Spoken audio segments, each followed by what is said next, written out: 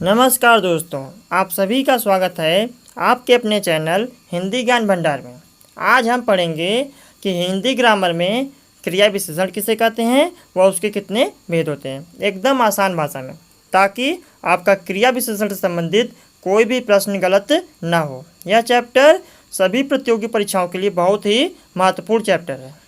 तो शुरू करने से पहले एक निवेदन, यदि आपने अभी तक हमारे चैनल को सब्सक्राइब नहीं किया है तो इसी प्रकार का वीडियो पाने के लिए हमारे चैनल को सब्सक्राइब करके बेल आइकन भी दबा लें। तो चलिए आप शुरू करते हैं।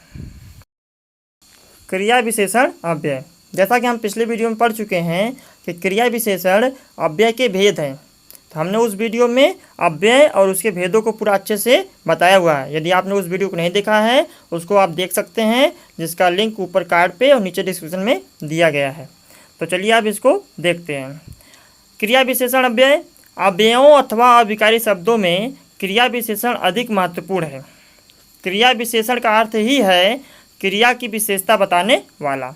तो अव्यय के 4 भेद हैं, जिनमें से क्रिया विशेषण सबसे महत्वपूर्ण है। तो आपको इसको अच्छे से समझना पड़ेगा। तो अच्छे से समझने के लिए आपको वीडियो को लास्ट तक पूरा देखना पड़ेगा, ताकि आपको अव्यय से संबंधित कोई भी कन्फ्यूजन न रह जाए। जैसे बहुत बड़ा आदमी बहुत दूर मत जाना, इन दोनों उदाहरणों में बहुत बहुत शब्द आया है। अब ये देखिए, जो बहुत शब्द है वही क्रिया विशेषण है, क्योंकि वह क्रिया की विशेषता को बता रहा है। क्रिया विशेषण क्रिया के कर्ता, कर्म अथवा पूरक से संबंध रखने वाली विशेषताएं नहीं बतलाता, बल्कि वह क्रिया के समय, स्थान, प्रयोजन, कारण, विधि और परिणाम संबंधित विशेषताएं प्रकट करता है। आप वाक्य में देखेंगे तो वाक्य में कर्ता कर्म क्रिया होता है, तो जो कर्ता कर्म की विशेषता न बतला के बस क्रिया के समय, स्थान, प्रयोजन, कारण का विशेषता बतलाए, उसे हम क्रिया विशेषण कहते हैं। अब इसको परिभाषा समझिए। जो अव्यय क्रिया की विशेषता प्रकट करता है उसे क्रिया विशेषण कहते हैं। जैसे अधिक मत बोलो, कम खाओ, तो यहाँ मत बोलो और खाओ दोनों क्या है? क्रिया है। तो यहाँ पे अधिक और कम दोनों क्या हो जाएंगे? क्रिया विशेषण शब्द हो जाएंगे, क्योंकि वो क्रिया की विशेषता को बता रहे हैं। अब चलिए क्रिया विशेषण के कार्य देख लेते हैं। क्रिया विशेषण के 5 कार्य हैं। पहला, यह क्रिया की विशेषता बतलाता है। दूसरा, क्रिया के होने का ढंग बतलाता है कि वो क्रिया किस प्रकार से हो रही, किस विधि से हो रही है। तीसरा, क्रिया के होने की निश्चितता तथा अनिश्चितता का बोध कराता है। चौथा, क्रिया के घटित होने की स्थिति आदि दर्शाता है कि वो क्रिया अगर घटित हुई है तो उसकी स्थिति क्या है, उसकी दशा क्या है, उसका समय क्या है। और लास्ट है, क्रिया के होने में निषेध तथा स्वीकृत का बोध कराता है कि जो क्रिया हुई है वो निषेध के अर्थ में हुई है या स्वीकृत के अर्थ में। मतलब कि जैसे उसका अर्थ क्या निकल रहा है, उसको मना किया जा रहा है करने के लिए या उसको स्वीकृत दिया जा रहा है, उसको कार्य आप कर लीजिए। तो चलिए अब इसके भेद को देख लेते हैं कि क्रिया विशेषण के कितने भेद होते हैं। क्रिया विशेषण के भेद। क्रिया विशेषण के भेद मुख्यतः 3 आधारों पर होते हैं। पहला, अर्थ की दृष्टि से, दूसरा प्रयोग की दृष्टि से और तीसरा रूप की दृष्टि से। तो पहला देखिए, पहला अर्थ की दृष्टि से क्रिया विशेषण के भेद।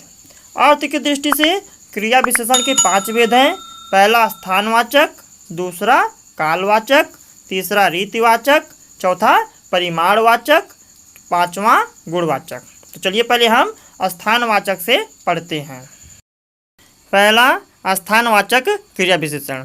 ऐसे क्रिया विशेषण शब्द जिससे आपको क्रिया की स्थिति या दिशा का बोध हो, तो वे सारे क्रिया विशेषण के शब्द आपके स्थानवाचक क्रिया विशेषण के अंतर्गत आते हैं। तो जैसा कि परिभाषा में दिया है कि इससे स्थिति और दिशा का बोध होता है, इसी प्रकार इसके 2 उपभेद हैं। पहला दिशाबोधक और दूसरा स्थिति बोधक। तो दिशाबोधक में कौन कौन से शब्द आते हैं? जैसे दाहिने, बाएं, आर पार, हर तरफ, किधर, इधर, उधर, ऐसे शब्द आप देखें तो आप समझ जाइए कि ये दिशाबोधक के क्रिया विशेषण हैं। दूसरा है स्थिति बोधक। स्थिति बोधक में जैसे सर्वत्र, पास, निकट, समीप, सामने, साथ, भीतर, बाहर, नीचे, ऊपर, आगे, पीछे, यहाँ, जहाँ, तहाँ, ऐसे शब्द आपको जहाँ दिखाई दे आप समझ जाइए कि ये स्थिति बोधक क्रिया विशेषण के शब्द हैं। तो चलिए आप दूसरा देखते हैं। दूसरा है कालवाचक क्रिया विशेषण। जैसे कि नाम से ही प्रतीत हो रहा है कि कालवाचक, काल मतलब समय, इससे समय का बोध होता है और इसमें 3 उपभेद हैं। कौन कौन से? पहला समय बोधक, दूसरा अवधि बोधक और तीसरा पौन पुण्य बोधक। समय बोधक में क्या आएगा? जैसे आज, कल, परसों, नरसों, कब, तब, जब, अब, सवेरे, पीछे, पहले, अभी, जभी, तभी, फिर, ऐसे शब्द आप देखें तो आप समझिए कि ये समय बोधक है। दूसरा है अवधि बोधक। अवधि बोधक मतलब कि कोई अवधि का बोध कराएगा। जैसे निरंतर, निरंतर कार्य हो रहा है, अब तक, कभी न कभी, लगातार, दिन भर, सतत, आजकल, नित्य, सर्वदा, लगातार आदि। अब देखिए तीसरा है पौन पुण्य बोधक। इसमें क्या आएगा? जैसे बार बार, प्रतिदिन, हर रोज, लगातार, बहुधा, कई बार, घड़ी घड़ी, ऐसे शब्द आप देखें तो आप समझ जाइए कि यह पौन पुण्य बोधक के शब्द हैं। अब चलिए अगला देखते हैं। अगला है रीतिवाचक क्रिया विशेषण। इससे रीति का बोध होता है। इसके 7 उपभेद हैं। पहला कारण बोधक। कारण बोधक में इसलिए, अतएव, क्यों, करके आदि शब्द आते हैं। दूसरा निषेध बोधक।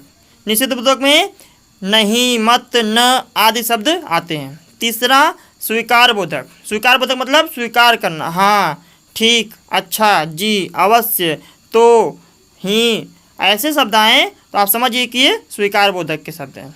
चौथा है प्रकार बोधक। जैसे अचानक, यों, यों ही, अनायास, सहसा, वृथा, सहज, साक्षात, सेंत, ध्यानपूर्वक, संदेह, जैसे, तैसे, मानो, परस्पर, मन से, हौले, ऐसे आप शब्द देखें तो आप समझिए कि ये प्रकार बोधक के शब्द हैं। अगला है निश्चय बोधक। निश्चय बोधक में जैसे यथार्थतः, वस्तुतः, निस्संदेह, बेशक, अवश्य, अलबत्ता, जरूर, सचमुच, मुख्य, ऐसे शब्द आप देखें तो आप समझ जाइए कि ये निश्चय बोधक के शब्द हैं। अगला है अनिश्चय बोधक। यथासंभव, जितना संभव होगा, कदाचित, शायद, यथासाध्य आदि। अगला है प्रश्नवाचक। कहाँ, क्यों, कब, क्या, ऐसे शब्द देखें तो आप समझिए कि ये प्रश्नवाचक के। अब अगला देखिए।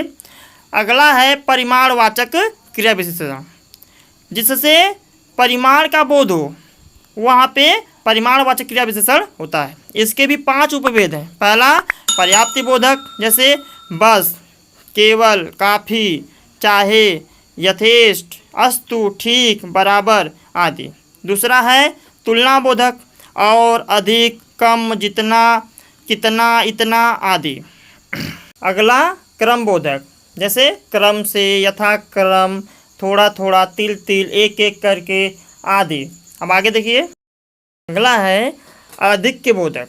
ऐसे शब्द जिसको देख के आपको अधिकता का बोध हो। जैसे खूब, बिल्कुल, भारी, बहुत, अत्यंत, अति, निरा, निपट, सर्वथा, पूर्णतया आदि।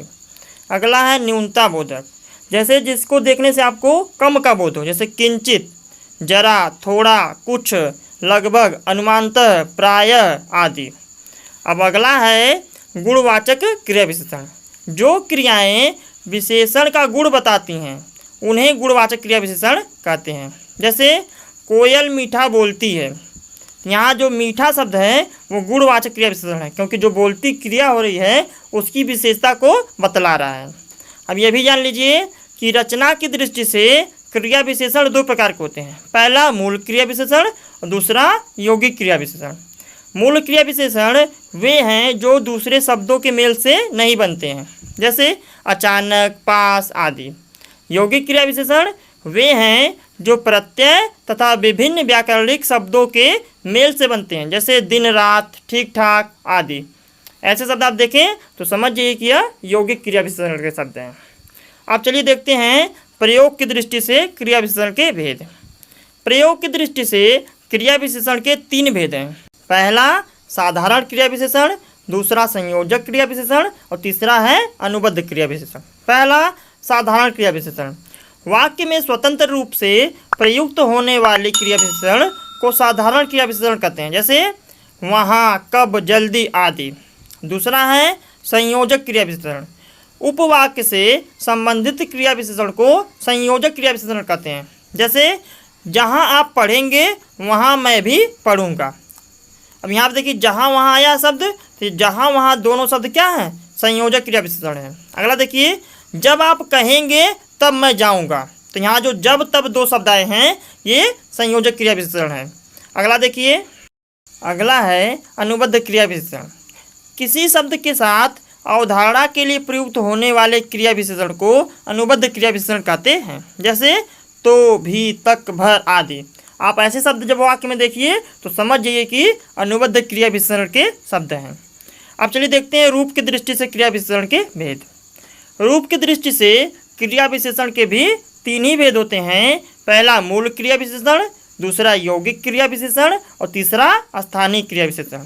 पहला मूल क्रिया विशेषण, बिना किसी अन्य के मेल में आए स्वतंत्र रूप वाले क्रिया विशेषण को मूल क्रिया विशेषण कहते हैं। जैसे नहीं, दूर, फिर, ठीक, अचानक आदि। ऐसे शब्द आप देखें तो समझिए कि यह मूल क्रिया विशेषण के शब्द हैं।